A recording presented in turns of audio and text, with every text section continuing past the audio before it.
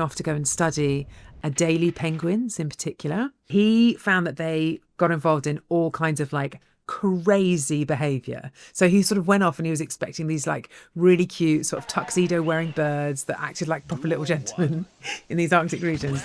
And then he observed these hooligan males, his words, not mine, by the way, using all kinds of, to the Edwardian eye, horrifying behavior. And some of this, I think, remains horrifying to this day.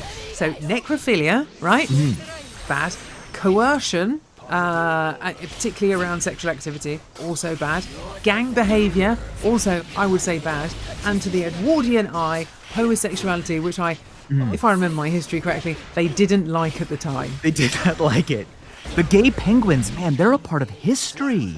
Aren't they? With their little tuxedos. Anyway, he came back, he wrote up his notes, and they all decided that they were too scandalous to be able to publish them for Edwardian society. So he translated all of the dark bits into Greek in case a passing lady happened to be looking. So she was extremely well educated and couldn't translate them. And then they ended up deciding not to publish them at all. They hid them in sort of the depths of like scientific archives for 100 years. They were finally uncovered in 2012. He was so disturbed that he wrote in his notebook, "There seems to be no crime too low for these penguins." It was very judgy of him. Anyway, that was the males, right? That was the sort of the hooligan males. The females, meanwhile, were engaging in sex work. Okay, so, it's been described by some people as pebble prostitution, but essentially they were exchanging the opportunity to copulate with a male for a pebble that they had. So wait, they were paying for sex with pebbles? Yes, exactly. Because penguins, they need these stones for their nests. This is not the deception part, by the way. I'm coming on to the deception part in a second. But penguins, they need these stones for their nest. They're quite hard to find. They're often really prized. So what can happen is that you do get some females who will copulate with a male in exchange for a pebble. That happens. But crucially, what happens sometimes is that some females who actually have a mate who's guarding their nest will go off and engage in a fake courtship vow with the male, essentially to lead him on. She'll wait for him to present a stone, and then instead of like going off to sort of complete the activity, she will grab the stone and then she'll run off back to her mate who's guarding the nest. So she steals the money. She steals the money. Doesn't perform the service that was paid for. Exactly. Beautifully put, thank you. And is this something that they have to discover? Or from birth are they like programmed to be little tricky tricks? little tricky. I mean, remember what the boys were doing, okay? So let's not be too judgy about the females. But it's really hard to know, I guess, right? Like, it's really hard to know. Because is this something that one penguin came up once and others picked up the behavior and copied it? Or is it something that's like an innate skill? Really difficult to know. But what you can definitely say is that I think this goes on one level from the cuttlefish, because this is no longer just a mimicry of your physical shape. This is getting another member of your own species to make a false prediction about your future behavior in order to extract something from them. Maybe. I'm not sure if I would start talking about false beliefs yet. Oh, okay. I definitely think that it is a more complex behavior. We're using objects now. We're using pebbles. But I think that whenever an animal, like through trial and error, discovers, oh my gosh, if I lay down like this, it leaves me alone. And it's discovered feigning death, right? But until it tries that, it won't do it. But once it tries it and realizes it works, it's learned it. That's like a new kind of deception where you weren't born to do it. You've learned to tell this kind of lie. So Liebig did have an opinion on this. He wrote that he thought it was an occasional spontaneous tactic rather than a socially transmitted tradition. But lying can, especially in humans, be a socially transmitted tradition. It can be a thing where we go, you know what? My mom lied, and that's why I'm such a liar today. It was I mean, my the great upbringing. example is it's my upbringing. The example also is like, "How are you? I'm fine." That's a socially transmitted traditional lie, right? Yes, and it's also like a kind of lie that we sort of need. So that's the key point for you, then, is it? This idea of it's got to be an active choice, it's got to be an occasional behaviour, and it has to be something that you discover. No. I'm not saying it has to be any of these things. I think that there's just a difference between them. Okay. And whether or not something is an active choice, that ascribes agency to the animal. I think that the cuttlefish might not be choosing to camouflage or not. As far as we know, it could just be an instinctive action that they have no awareness of. We could also assume that they're choosing to do it, and they could choose not to. But we would have to design experiments to somehow look inside their minds to know if they are intending things or if they're a very complex biological machine.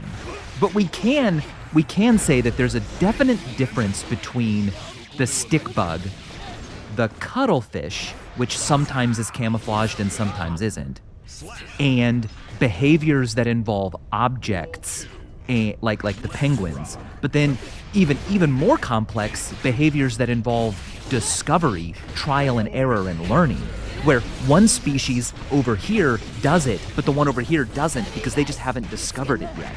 I mean, you definitely see that in macaques, right? So this is like rhesus macaques. They have these very rigid hierarchies. Again, they have like a dominant male, and they have cries that they give out if a predator is nearby, like a hawk, for example. But occasionally, the researchers who've observed them, they find that sometimes there'll be a cry that goes out for a hawk nearby, and there's no hawk anywhere, and all the macaques just sort of run away. And then one clever little monkey, who's almost always a low-ranking male, will run in and like steal a little bit of food before the others come back. But I mean, that is the sort of like functional deception that you're describing, I think. Okay, interesting. So the macaques learn to do this. They learn that, hey, when that sound happens, we all leave. But if I make the sound when there's no hawk, if I'm a macaque who cries hawk, then the food or whatever I want is left unguarded, and haha. Like, they come to this realization and then take advantage of it. Yeah, it's strategic, right? It's like, it's this intentional, directed behavior in order to get something that they want. That they're not born with. They're not born with that ability. It's something that's learned. Okay, so these examples of animal deception they're really funny. They're all really cool. But at the end of the day, what I'm looking for, and what a lot of researchers are looking for and philosophers, is deception where the deceiver knows what they're doing and could be held responsible for it. Like the cuttlefish, the macaques, is this just behavior that's following rules? Or is there actually a deeper understanding of you are going to have a different belief in your head because I put it in there and it's not true? That's when I think we get into definite lie territory. Okay, it sounds like here we are saying that if you're going to be a proper liar, you've got to manipulate with intent. I guess I'm still unsure where I want to fall. I think that we can definitely agree that there are different levels and types of deception. Here's the definition of lie from the dictionary. Lie, resting position on a supporting surface. Wow, that's a curveball. No, but here's something interesting. I'm not just joking. I looked into this. Why the heck does the word lie have two meanings? Why can it mean to lay flat on a surface, but also to tell an untruth? Do you know the answer? No, tell me. There is no answer. They came from completely different words that meant completely different things. And over time, they both came to be pronounced the same. Both the words, to tell an untruth and to rest on a flat surface, sounded kind of similar thousands of years ago, and then they just came to both be the same. Let's do a little bit of word stuff, because I can't help myself. Please. Where did the word lie, as in like to tell a mistruth, come from then? What's the origin of that? Okay, so to speak falsely, to tell an untruth, comes from the Middle English lying or lean, which comes from Old English lagon, earlier leogon, which is to betray, back and back and back. But then to rest horizontally comes from lion, which is still the same in Middle English, but in Old English it was lekgon with a C, and they're both just from different words. I think there's something interesting there about that it originally came from the word betray, because that does definitely have negative connotations in the same way as you lying about the present that you gave me.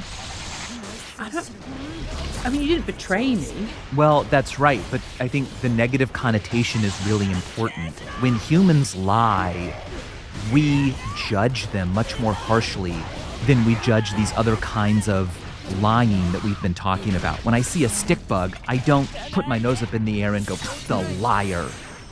You're not a stick.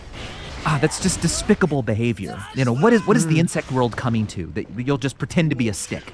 But when a person lies, when they lie to their children, to their spouse, that's like, whoa, this is like, I hope this isn't contagious. This is morally disgusting.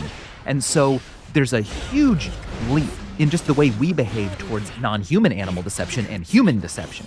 Why is that though? Where did that come from?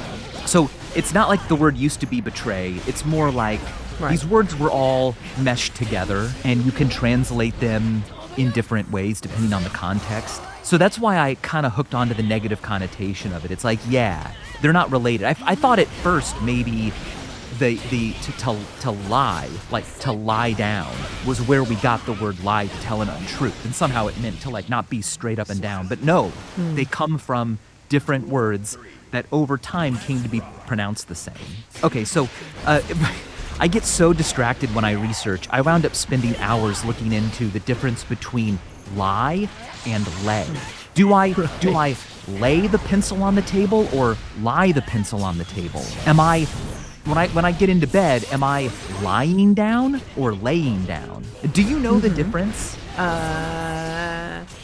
No, I just use them interchangeably. Is there an actual difference? There's an actual difference, and the difference is that to lay means to put something down. Okay? Lay involves an object, something else that you are acting on. You lay a book down. But to lie means to be in a resting position. So you lie down, but you lay other stuff down. Okay. So you can lay a child down and then they are lying. That's exactly right. Yes. And then, not to get too into the weeds here, but this still hasn't changed. Dictionaries still haven't changed this.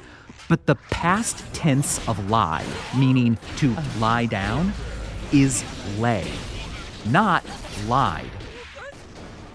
So, I might say something like, well, yesterday I lied down on the couch. That's incorrect. It should be, yesterday I lay on the couch. Someone needs to go through those dictionaries and clean them all up. Make it a bit simpler. Well, that's the classic debate between the prescriptionists and the descriptionists. Some people say, look, there's certain rules and we need to follow them. And others say, no, the only rule is what do people do? And when we should just be describing how people use the words, and that's the correct usage. So, that's a topic for another day. But let's get back to actual lying, meaning untruths, because I want to go into the realm of theory of mind. This is when, for me, deception really starts to be a lie. So it's one thing to be born looking like a stick. It's another thing to act or learn that certain behaviors help keep you safe, that to us might look like deception, but at the end of the day, it's really hard to get into the mind of an animal and know if it actually is aware of what it's doing. Is it aware that when it pretends to be dead, the predator goes away because the predator thinks in its own mind that you're already dead and not worth chasing? This is what theory of mind is, and which animals on Earth have it is still very much up for debate. We, being humans, can introspect and go, well, I definitely have it. But here's what theory of mind is. I love this definition. It is the ability to understand that other organisms aren't just responding to reality. They are responding to their beliefs about reality. Nice. And that those Nice. beliefs can be different than yours. That their feelings, what they know, and their goals are different. Because if you're an animal, whether you're human or not, it's obvious that we all, well, I shouldn't say obvious, but it's been shown that animals understand that other animals can see the same things they can see, can smell the same things they can see. But how do we know if animals know that other animals can think and know the same things that they know? So this is what a theory of mind is. And if a creature has a theory of mind, then they can really like lie in a way where it feels like they're responsible and they're kind of bad. They're kind of sinners. Because this is something, I mean, young children don't have a fully formed theory of mind, right? It's something that comes along as part of their developmental process. It's all still, there's still so much we need to learn. But yes, commonly it's stated that like under the age of 4, children don't seem to have a theory of mind. And one of the most famous ways that this is tested is by testing what are called false beliefs. Can children, human children, understand that people who aren't them can believe things that are not true? So, for example, the most famous test is called the Sally Ann test. It's a psychological test that can be given to anyone of any age, where you tell them a story about 2 girls, normally named Sally and Ann. That's where it got its name from. And the story is that Sally has a basket with a little lid on it, and Ann has a box with a lid on it. And Sally shows up, and they're both together, and Sally has a marble, and she puts that marble into her basket and closes it up. And then Sally leaves. And while Sally is gone, Anne reaches in, takes the marble out of the basket, and puts it in her box, closes it up. Now Sally returns, and you ask the child, where will Sally look for the marble? Now, clearly, to us, we say, well, Sally is going to look in the basket. That's where she thinks it should be. That's where she put it. She doesn't know that Anne moved it. But under about the age of 4, children will say, oh, she's going to look in the box because that's where it is. I know it, so therefore Anne knows it, and Sally knows it, and everyone knows it. And this makes sense to me because I remember when my daughter was very young, like 2, 3, 4 years old, she would sometimes tell us about a dream she'd had and then forget details and ask my wife to help her finish the story. What was that dream about? Adorable. And we were like, Adorable. oh, no, you have a different mind than us. We don't know. I don't know what you're feeling. This is, I think, one of the reasons why kids make absolutely terrible liars, right? I should tell you, this is one of like the most genius things that I've ever done in my entire life, right? Which is when my daughter was very young, under 4. I told her that every time she lied, a light would shine out of her eyes. Which is, I'll admit, slightly devious. It's a lie. But what would happen is that if she had done something that she wasn't supposed to do, stolen some chocolate or whatever, she would come into the room covering her eyes like this to tell me. She just couldn't conceive. Okay, that's devious, but it's also really clever. I use a trick with my daughter. She doesn't like to tell me about her day, but it was kind of late at night and she didn't want to go to bed. And I'm like, well, let's see if you're tired. It's well known that when children are tired, they can't tell the truth. And then I asked her a question about her day and she thought really hard and she told me exactly what had happened. Because it was great. It was great. I want to mention, though, that these studies that show that under 4 children don't always seem to have a theory of mind are still kind of controversial because it's unclear whether it's exactly their theory of mind hasn't developed or if it's literally just that it's hard to ask questions of kids who are 2.5. When you tell them a hypothetical like Sally returns, where will Sally look? They might be thinking, where should she look, or where would I help her look? Before their language is fully developed, it's hard to know if they're truly understanding what we're asking. There's a lot of other reasons behind this, but I think the research is fascinating, and making the experiments better and better is like, I just love this. I love reading the details of how we do it. So let's get into non-human animals, okay? But this is it though, right? Because if it's difficult to design these kinds of experiments for 2.5-year-old kids, designing them for animals is way harder. Okay, so non-human animals. Like, let's look at some of our closest relatives, chimpanzees. Do they have a theory of mind? Well, we've developed versions of the Sally Ann test for apes, and they don't pass. Okay, they don't pass. Another famous version involves taking a box of candy and asking a child what's in here, and they'll be like candy, and then you open it and it's actually full of pencils, and then you close it back up, and then their mom walks in and you go, what do you think your mom's going to say is in here? And they go, well, pencils.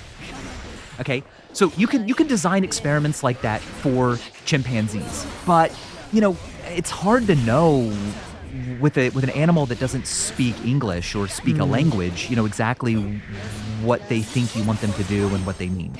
So some really clever studies have been designed that have looked into theory of mind in chimpanzees.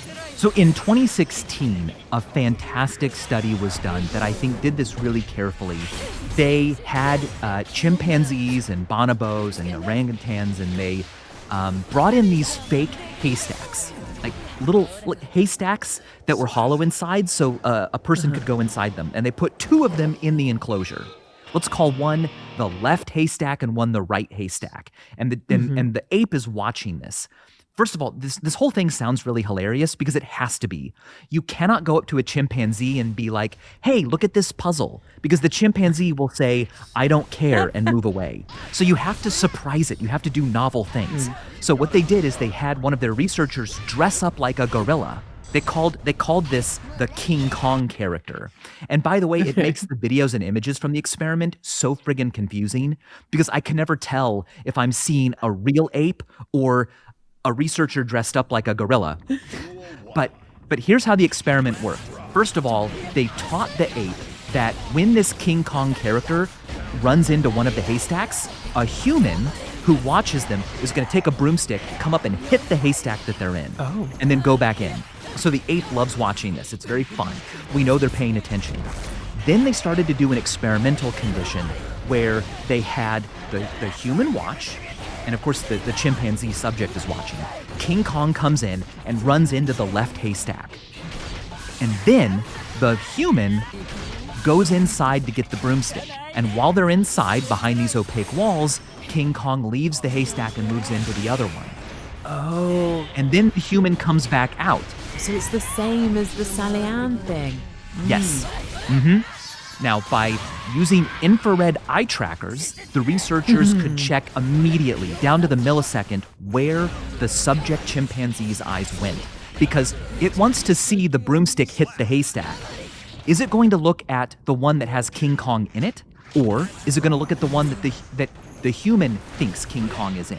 I forgot one really important thing, because you might think, well, of course the chimp is just going to look where King Kong is, because that's important. Like maybe King Kong's going to run out again. So actually, what they had King Kong do is, while the human was gone, King Kong left, went into a different haystack, and then left the entire enclosure. So King Kong is no longer in any haystack. Okay. Which means the chimpanzee subject has no reason to look at one haystack or the other, because it knows that there's nothing in either of them. But will it remember that the human has a different belief, a belief that King Kong is still in that one? Or does where does it look? And as it turns out, the majority of the time, the chimpanzees look where the human would think King Kong is. That is an incredible experimental design. I cannot even imagine how long it took for them to come up with that idea. I mean, that is the Sally Ann experiment, but done for chimps. And with the result that chimps have theory of mind, or some version of it. They might have an implicit version. Like, they might not be able to feel it. They may not be aware of it, and I'll get to that a bit later. But they certainly, at the level of their eye movements, anticipate creatures to act on things that might be just their belief and not the actual subject chimp's belief. So let me think about this then. So what does that tell us then? I guess it sort of says in a way that the apes know when someone else believes something untrue, even though they know the real answer. Like, they're not just watching what happens, they are thinking about what somebody else knows, thinking about what somebody else doesn't know. Yeah, it's like a bigger, more detailed picture. Maybe. It's certainly more detailed.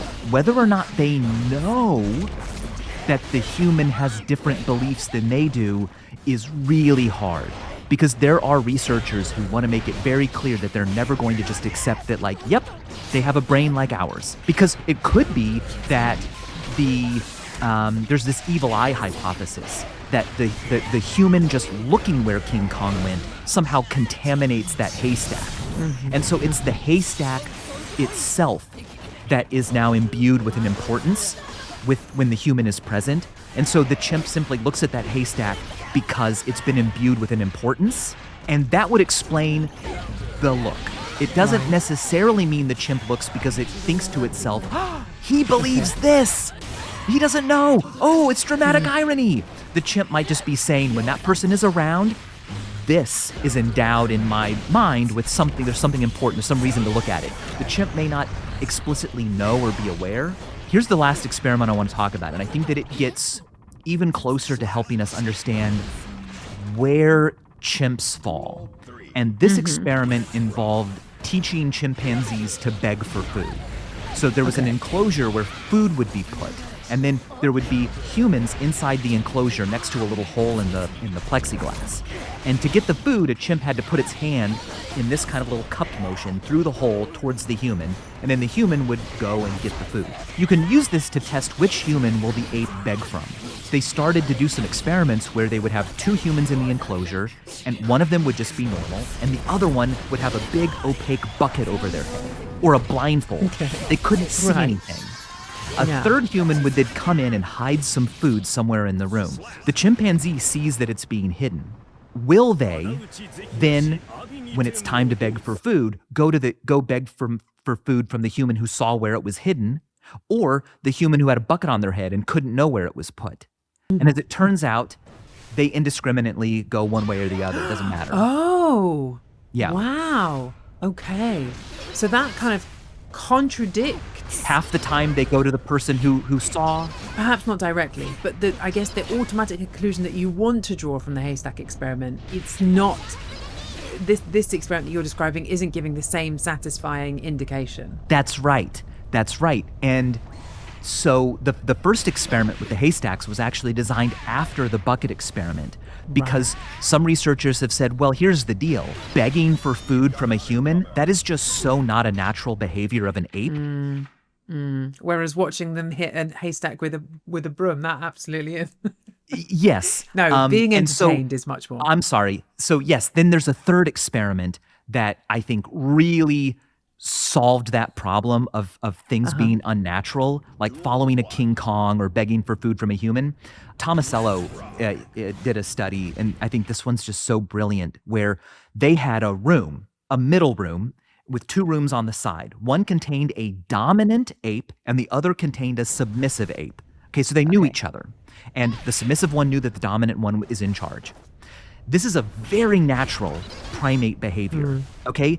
And what they did is they had two windows that they would open, and so both apes could see each other. They could see that the other one is seeing, and then they would do things in the room. Like they might hide food in a certain location while both are watching, and then they'll open the doors and let them both go into that room where the food is hidden. If the submissive chimp saw the dominant chimp watch where it was hidden, the submissive chimp wouldn't even go to the food. They would let the dominant one go get it. But if, when they hid the food, the submissive chimp could see and the window for the dominant was obviously closed, then when they open the doors, the submissive one goes to the food.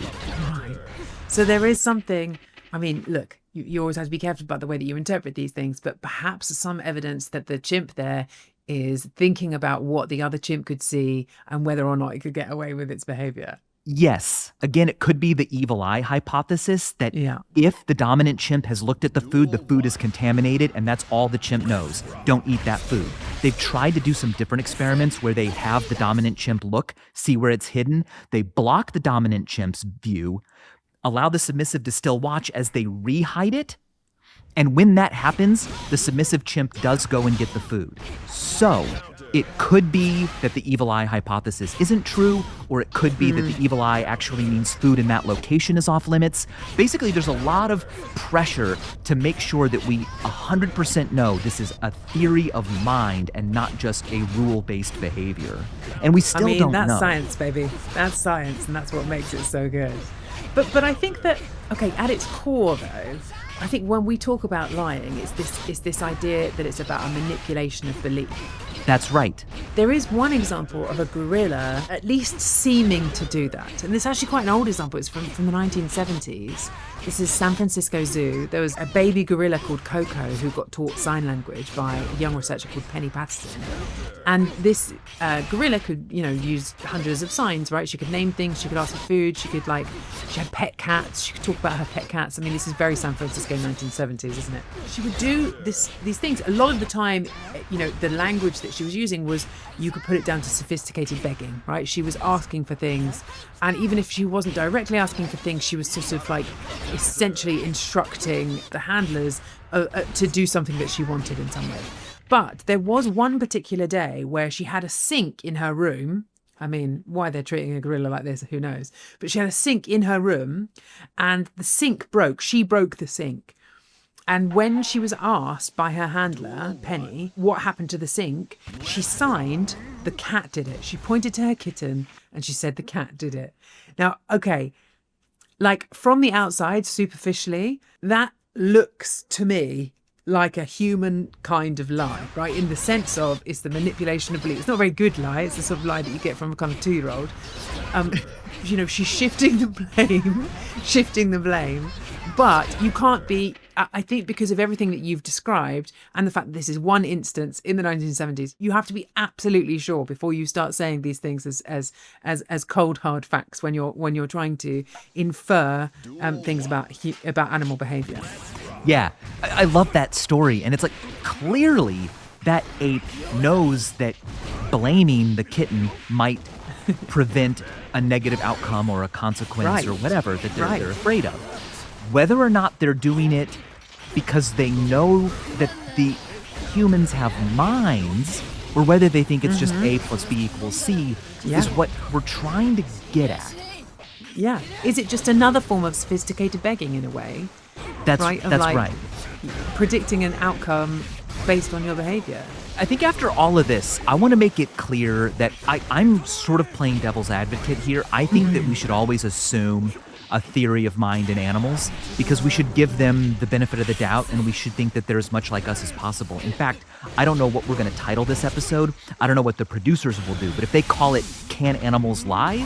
I've kind of got a problem with that because of course they can. Humans lie. We are animals. And I don't like when people use the word animal to mean everything that's not us, as though we're not part of the animal kingdom. Like we own the earth, obviously. We're the ones in charge, and then everything else is an animal. Obviously, animals can lie. Homo sapiens are a kind of animal. We're in the primate family. But what I'm saying is that to be devil's advocate, I think it is good that a lot of researchers say yes, but did Coco lie about the cat doing it? Did Coco think you guys can be tricked and deceived and I can place a false belief in your minds because your mind is different than mine? Or was Coco behaving in a way that would change a consequence because of a rule that she had learned? Because I think that's the point, right? Human lying in the way that we mean it, that is about targeting the belief system of another individual in order to change their future behavior, right? Like yes. If you're kind of trying to define it, that's really what it comes down to.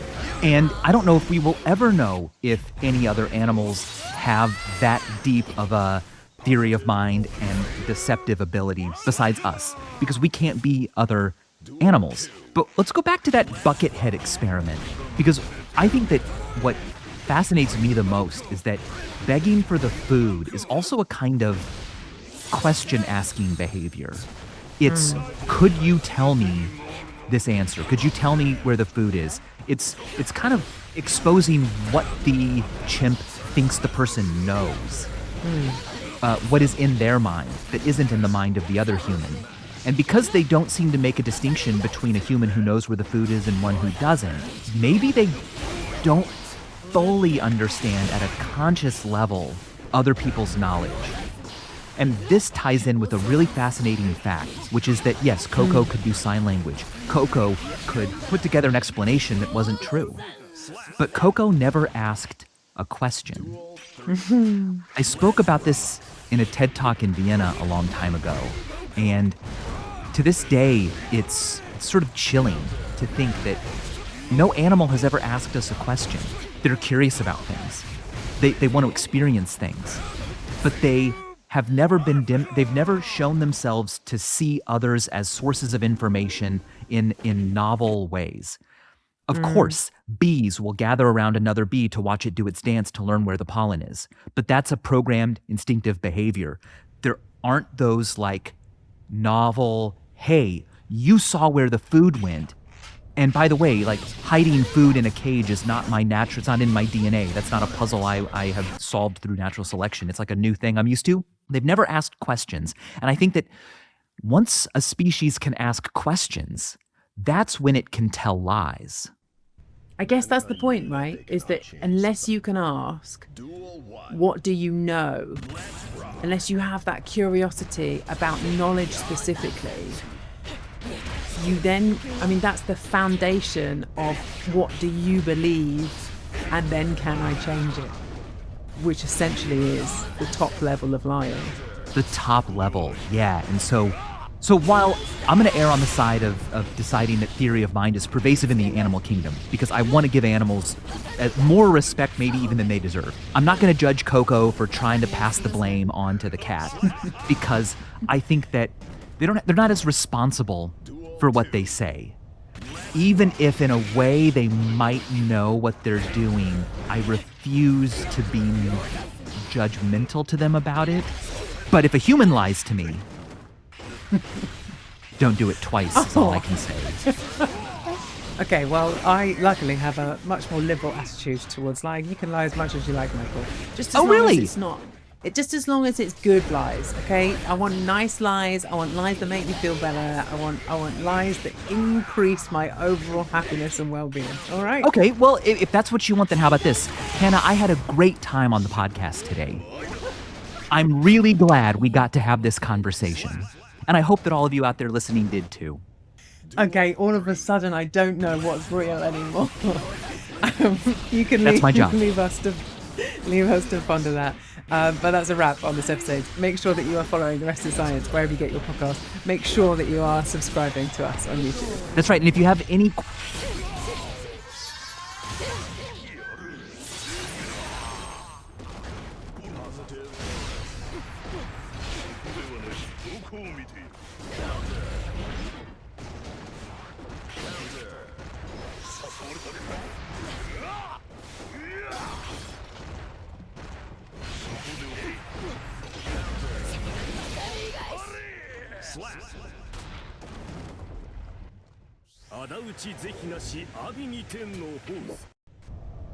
Duel 1. Let's rock.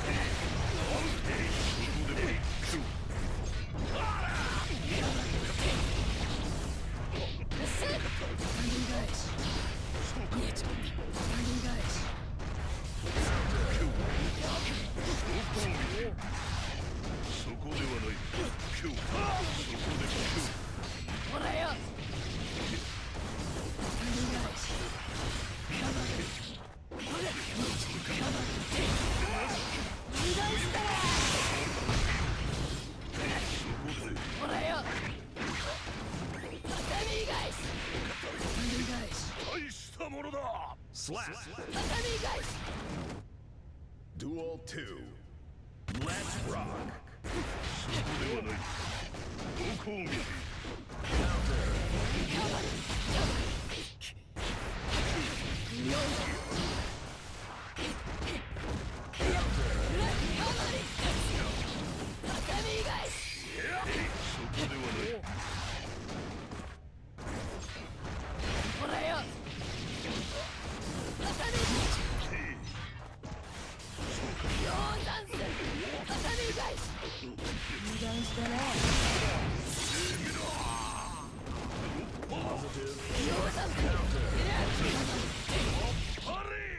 slap.